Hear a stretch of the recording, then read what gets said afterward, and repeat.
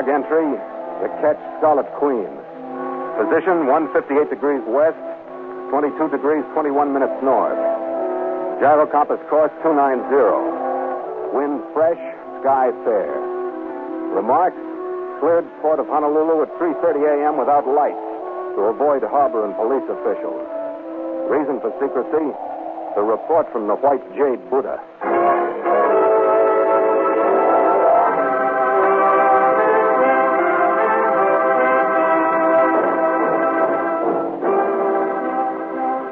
On the 13th day out of San Francisco, with the constant trade still flowing in over the starboard quarter, the Scarlet Queen stood in through Kaiwi Channel, past Cocoa and Diamond Head, and eased into Honolulu Harbor. I'd planned on finding dockage off 4th Street near the shopping district, where I could take on water and food stores in a hurry, pick up my payroll and instructions from Kang's Honolulu contact, and head out. But the section was jammed with merchantmen, so we nosed past Sand Island under power and into Kapalama Basin, where we tied up under the stern of an aging but busy Victory ship. We'd noticed the big diesel yacht that had entered the basin in our wake, but we didn't pay any attention to it until it anchored just off our port beam and a dinghy lester pulled up alongside. My chief mate, Red Gallagher, caught the hail. Ahoy, the Scarlet Queen. Ahoy, the boat. What's your business? Rosalind Bradbury, master of the Rockahanga. Do I have your permission aboard? Not mine. How about yours, skipper? You stay where you are. Huh? What's that? Oh, so it's quarantine? I didn't say so, but it'll do. Oh, then, if Muhammad cannot come to the mountains, let the mountains come to Muhammad. Talk English or cast off. What do you want? The pleasure of your company is tea aboard the Rockahanga. Yourself and your first officer, sir. No need for a formal acceptance. I never take no for an answer. I shall expect you promptly at 5. What kind of bilge was that? I say let's take him up on that invitation, skipper. I say that tea smells like poison. Well, you expected trouble in Honolulu, so it's better to have poison hail you from a dinghy than run into a knife in a dark shoreside alley. What do you say? A poison on a yacht where you can see it, or a knife in a dark alley? Okay, Red. Break out your white linen jacket. We'll try the poison.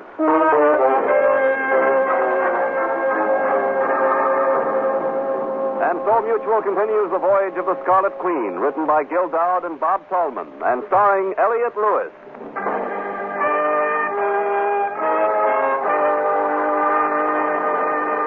The Scarlet Queen, proudest ship to plow the seas, bound for uncharted adventure. Every week a complete entry in the log, and every week a league further in the strange Voyage of the Scarlet Queen.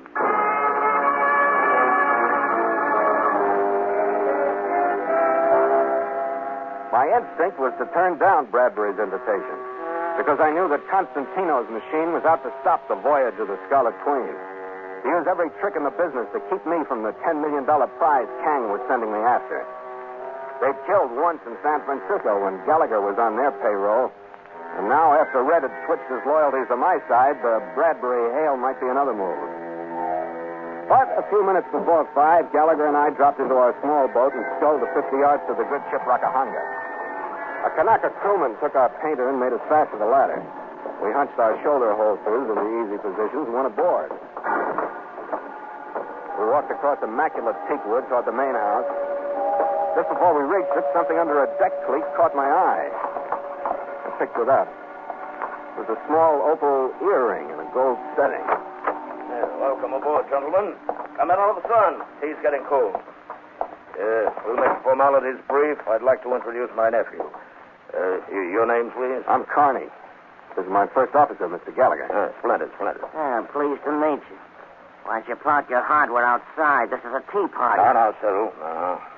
Certainly the gentlemen have come armed. All manner of danger in these latitudes. Sharks, foreigners, natives. All right, clam, blubber, clam. Tell them what you want and send them back to the rowboat. You're boring the gentleman. Yes, of course. It just so happens that I do have a proposition to place before you. In spite of the apparent grandeur with which you find me surrounded, gentlemen, I find myself temporarily embarrassed. Well, financially, that He is. means he's broke. That's tough. I've been there myself. Yes. Well, naturally, you're thinking that I can sell this yacht for more than enough to carry me, but I can't in Honolulu for reasons which I won't go into.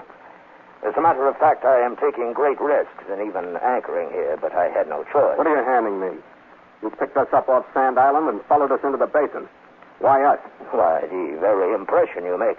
Your ship's well-loaded, a craft that will handle well under jib and mizzen for intricate island sailing. Yeah, along with 50 other ketches in this harbor. Yes. Well, now, Mr. Carney, the point is this. I am, shall we say, persona non grata in this city. He means he's hot in Honolulu. Last time he was here, he got a skin full and asked his dame on the ship. Cyril. That will be enough, Cyril. To continue, I must raise enough money to fuel my voyage back to the States. Neither I, or if I may say so, Cyril can go ashore. Yeah, but it was no dame. In my travels, I have collected a number of valuable objets d'art. Among them, this rare white jade representation of the Arakanese Buddha, one of the most sacred objects of the Orient, stolen from the Boangan Temple. Look, what Blubber's trying to tell you, he's hot. The statue's hot. But there's a certain character in Honolulu who'll pay off good for it.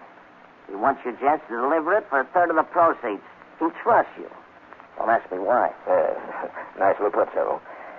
Well, gentlemen, how about it? Do you agree to assist me? Who's your buyer? A gentleman of the Oriental persuasion, Lu Chi-shen by name. You will present the object to him, and if he does not instantly recognize its worth, as I believe he will, then kindly direct his attention to the cylindrical marking at its base. This identifies it beyond a shadow of a doubt as the Arakanese Buddha of Boanga. Well, Mr. Carney? Oh, the tea is all right, Skipper. The guy's in trouble. We got to go ashore anyway. Okay, Red, pick up the doll. Oh, almost forgot. I found this out on deck. It's an earring. Oh. An opal. Oh, where could that have come from? Yeah. Where?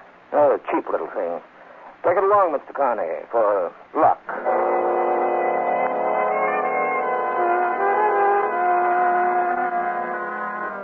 It was dusk when we left the Scarlet Queen to go ashore. By the time we'd reached King Street in the center of town, the tropic night had settled in around the city. Kang and Company's office was closed, so I phoned the home of the manager, Neil Gregson. He told us to meet him there in an hour. We decided to unload Bradbury's hunk of jade and kill the rest of the time in the nearest bar. We found the shop on Canton Street, a few blocks east of King. The sign on the window was in Chinese, but down in the corner in English was the name Lu Ji-shen.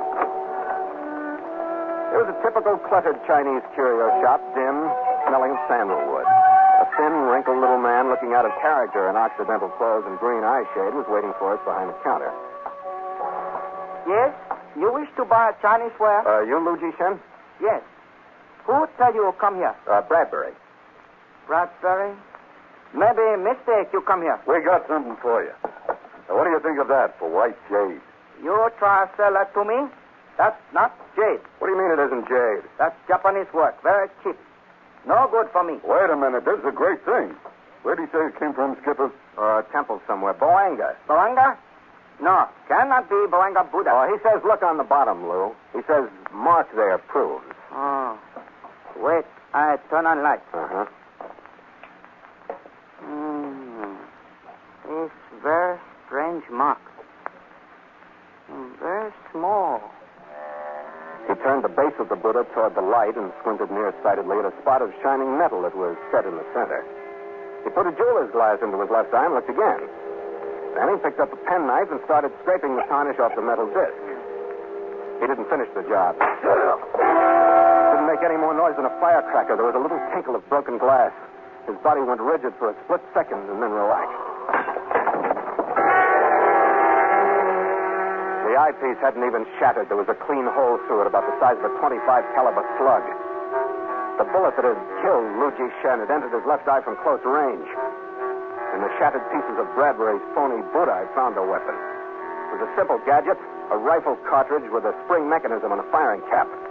I'd seen plenty of them on Pacific beachheads during the war. We called them finger mines. It looked like Constantino's work, but I couldn't figure why. Any way you looked at it, it was murder, and we were in too deep to stand still. 20 minutes later, a cab dropped us in front of Neil Gregson's Spanish-style mansion out on the other side of Diamond Head. The air was heavy with the smell of jasmine as we went up the walk to the front entrance. But the perfume that hit us when the door opened was more expensive. Well, Neil told me a couple of men were coming, but he didn't say it like he should have. Thanks. Where do we find him? He had to go out for a while, but he said I could entertain you until he got back. It won't be long. I'm sorry to hear that. Come in, won't you? Follow me. She was easy to follow. She swayed down a few steps and into a sunken living room. From the door, I could see that we weren't the only men she was entertaining. I counted 5 lounging around the room. 4 of them, including a young Oriental with a scarred face, wore a well-filled shoulder holster. The other sat with a carbine across his knees. He was the only one I recognized. It was Bradbury's nephew, Cyril. Come in, suckers. This could be a friendly get-together. Sure, what else? Maybe a little 7-card stud, just to break the ice. I'll take you up on that, Cyril. We'll always get a square deal from you. I like you, too, Gallagher. How much money you got? Just I'm well. How would you like to spend your time, Mr. Carney? Kicking myself from here to the equator, thanks. Come on over to the bar. My name's Claire, and I'll mix you a drink. We'll put the kick in that. That's probably the truth. Yes, they're suspicious. Relax. Do something manly like making a pass at me. With all your husbands in the room? Well, that's better anyway, but I'm not married. Just well supplied with chaperones, huh? Do you think I need them? Oh, get off it, will you? You don't need them with me. What is the setup, anyway? A bunch of fellas just happened to drop in. Did you come with them, or are you part of the furniture? I'm engaged to Neil Gregson. You won't like him either. Mm-hmm. That makes as much sense as anything else. As a matter of fact. Is your drink all right? Yeah. Can't remember when I've enjoyed one more. I could say the same about you if I were the sarcastic type, but I'm... That must be Neil. Excuse me. The doorbell did something to the atmosphere in the room. I wasn't quite sure what. Nobody changed their positions. Cyril glanced up and then glanced back at his hole card. Claire walked through the room and up the steps.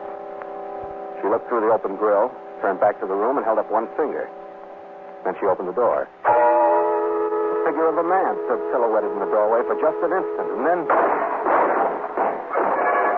Every gun in the room opened up on him. The shock knocked him half off the porch, and he lay there. Some people never learn, do they? You really take chances, don't you? You got real guts, sir. Oh, Skipper, it's their fault. He never got his hands out of his pockets. I'll ask your advice next time, Carney, but for now, calm up and stay alive, huh? You, Gallagher, on your feet. You're going with us. Good idea. We can finish that game of stuff. Wait a minute, what's the deal? It's a payoff, Carney, for Gallagher's double cross in Frisco. You know what I mean? Okay, let's clear out.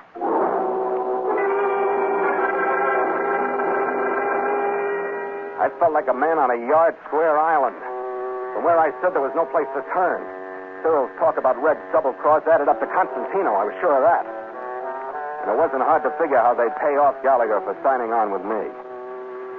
So far, Honolulu wasn't living up to the travel folders. It was all blind alleys. And in each one, there was a dead man.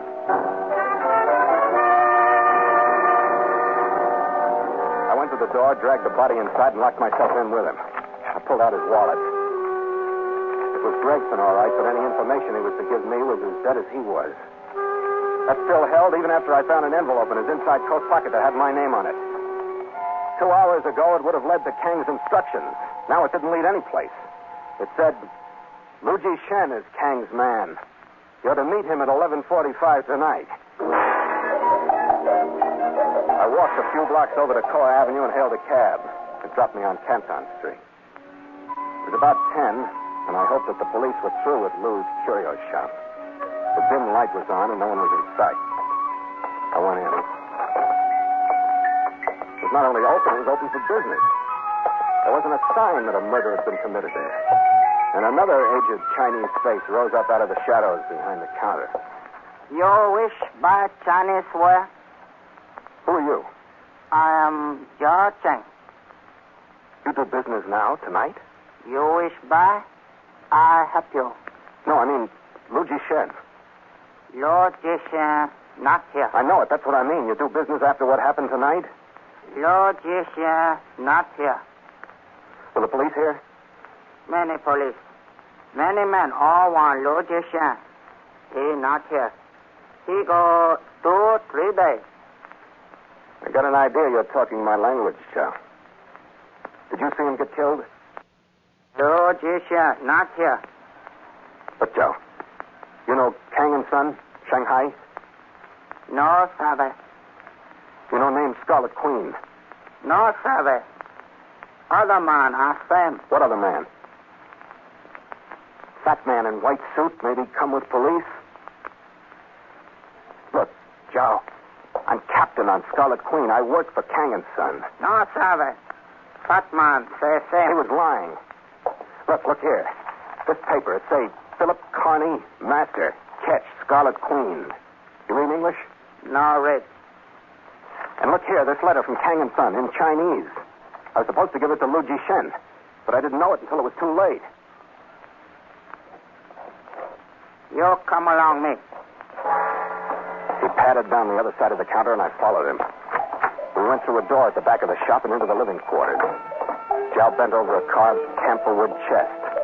And when he straightened up, he had a bamboo tube and a thick envelope in his hand. Both of them were from Kang.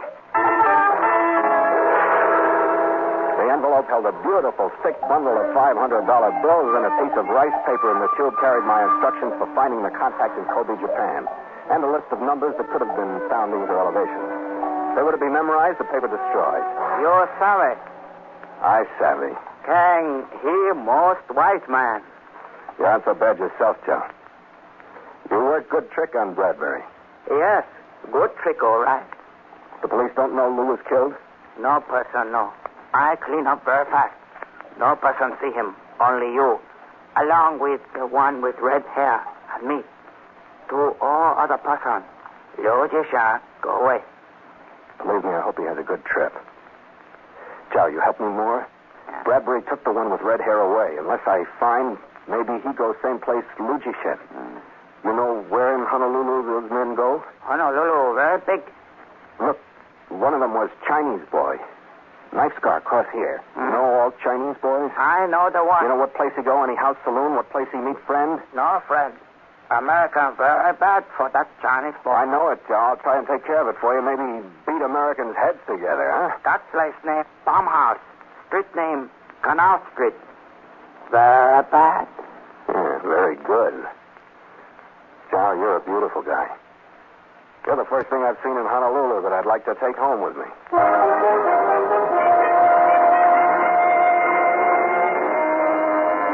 The farmhouse on Canal Street was the kind of a place the police find at the end of a vice drive. It was a two-story building that covered its windows with bamboo screens to hide its activities from those lucky enough to be outside and a lousy view from those stupid enough to be inside. The only healthy thing about the place were the two fat palm trees that gave it its name. I took a final breath of fresh night air and went in. It was a big place, crowded, and the atmosphere was thick with smoke, and the band was loud. The hula dancers who were on stage had been doing the same thing 40 years too long, and had improved their act with a few tricks from Minsky. I got 3 feet inside the door and got a typical welcome. Oh, big boy, you're meeting a friend. Well, I did. Later, gorgeous, later. Later, my back. I'm not the kind that goes to waste. I kicked and shouldered my way through every complexion in the color chart, navigating a course toward the bar by dead reckoning and the sense of smell. There was some space opening at the end of the bar. I stopped to order a drink, but the bartender was out of sight. I turned around, and that's when I saw them. The first one I spotted was Gallagher. He was at a table, relaxed and nursing a glass.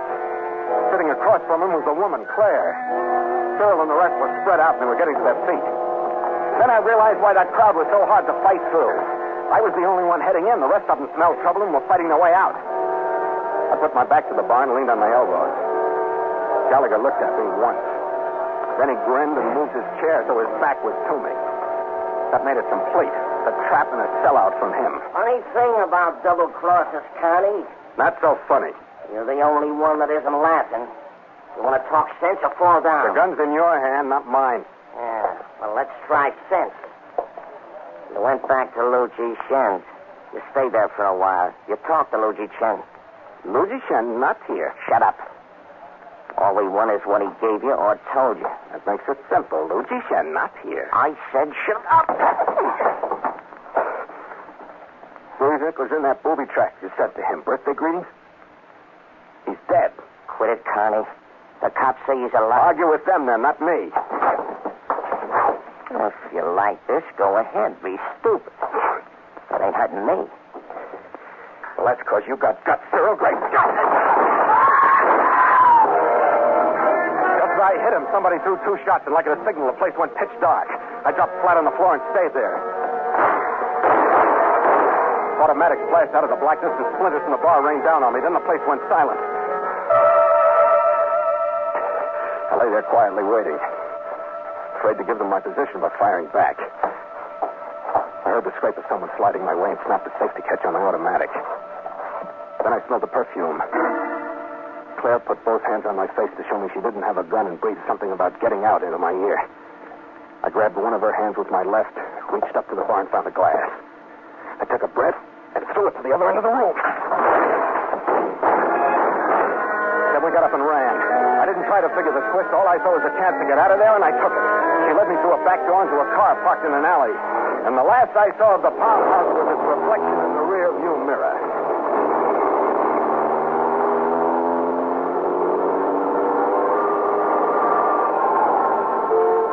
She drove to Mauna Lua Bay on the eastern end of the island and led me into a cottage on the beach. The lights were shaded, the drinks were handy, and the motif was pagan. I'd expected her to toss me some curves, but I was a little wrong as to type. Events so far hadn't pointed to the kind that go with whispering surf and moonlight through palm groves. There they were. You've got the shakes, haven't you? The shakes are different on this end of the island. Your eyes aren't as soft as you talk. How would they look if they were? Wish I knew what you were up to.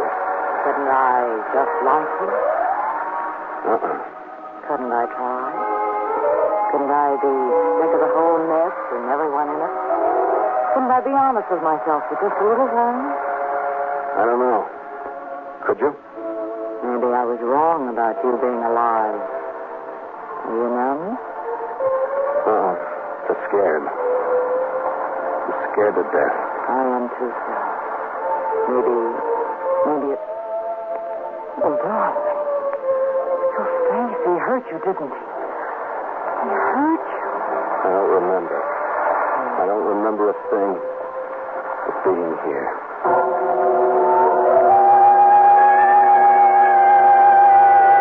I never did figure out whether she was really being honest or not. But I didn't know her well enough to care a great deal. The drink she mixed had pineapple juice in them, and the atmosphere she created was quite peaceful. She made only one mistake. She looked at her wristwatch too often. If she hadn't, it might have been different, because I didn't hear a car pull up or footsteps outside or anything. I just saw a change in her. And I put my glass down and got ready. I wasn't quite sure who'd come through the door. It turned out to be Bradbury, but he was more surprised than I was. Claire was pointing a small automatic at him. Claire, what's the meaning of this? I've changed my mind. You're in too deep to misuse my faith in you. You put your pretty finger on your fiancée Gregson for an equally pretty remuneration. Quit being fancy and stay where you are. I found somebody who pays more for faith than you do. I don't understand you, Claire. You wouldn't. Since our friend Gallagher has seen to it that Cyril is no longer with us, we might bargain. There must be a meeting point. Certainly you aren't wasting your time on Carney here. Turn around, fat boy. Who drove you out here? Gallagher. Yeah, fat boy, Gallagher. Isn't it a caution, Skipper, what we have to go through to keep our heads above water? That's when the pagan cottage exploded, because that's when everybody realized who was sold out by whom. Red-colored Bradbury, and I made a grab at Claire. I was close, but not close enough. She aimed at Gallagher, but Bradbury'd been pulled in line instead. 2 spots of crimson suddenly blossomed on that white linen suit. And when Red let go of him, he settled flatly on the carpet. And Claire disappeared through a side door. Where's the dame, Skipper? I want to get my hands on her. Let her go, Red. I can't help it, Skipper. She made me mad. You know why? Sure. I don't think you do. Remember that opal earring you found in the Rakahanga? I wasn't mad till I found the other one on her dressing table. What were you doing at her dressing table? Making a deal, Skipper. Deciding that she'd double-cross Cyril and Bradbury, I'd double-cross you.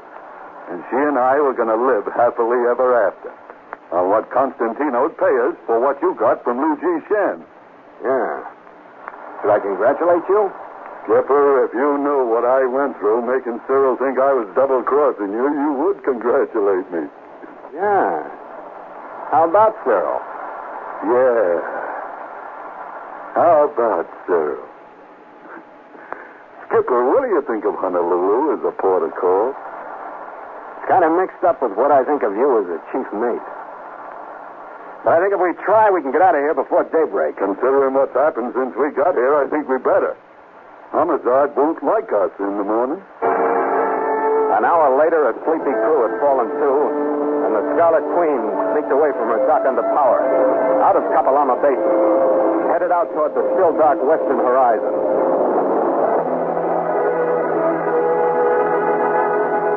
At dawn, we picked up the trade winds and cut the motor.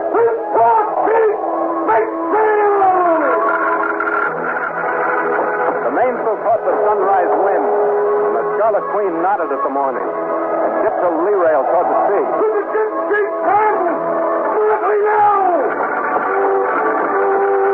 She answered the jib, then the mizzen, and the wake boiled and bubbled under her stern. The clean sea air flushed the night out of me. It left a clear head to work out a balance between wind, sail, rudder, and fate. She likes her sail, Skipper. She'll take it as long as we can stand up on the deck. Let's not argue with her. She likes it as it is. So do I. I can turn my back any way I want it. No automatic. That was a bad port, Skipper. What's next? I'll try and do better. This one's called Muninjima. It's an island halfway between here and Japan. All right. You find the island, and I'll find the woman on it. That's a deal. Want a drink, Skipper? After you, mate. After you.